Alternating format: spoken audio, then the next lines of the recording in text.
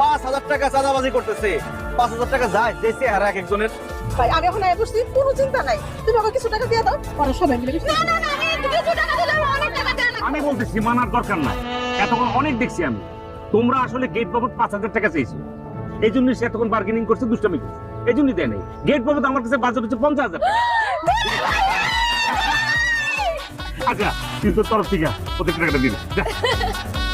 ভাই তোমার কি মনে হয় এরা 50,000 টাকা পাওয়ার যোগ্য? আরে দাও দাও, দুলা ভাই বলছে 500 টাকা দিচ্ছি। দুলা ভাই এটা কি হলো? আপনার ভাই থেকে চলে গেল, এটা হইলো কিছু? টাকা ধরে রাখতেও জানতে হয়, এখন যে টাকাটা ধরে রাখতে পারলা না সেটা কি আমার দোষ? আমার কি এখনো পর্যন্ত দাঁড় করে রাখবা, হেনস্থা করবা? চুপ থাক না, তো দুলা ভাই আসছে ঠিক মনে। আরে যেমন না জামের মাথাটা ব্যথা হয়ে গেল, পা দুটা ব্যথা হয়ে গেল, ও যাইতে দে। আচ্ছা সেটা ধর। কি ভাই, আজকে বিয়ে বাড়িতে খাইবেন দেখে তুই 3 দিন ধরে না খাইয়া দাঁত মেজে বসেছিলেন? আমি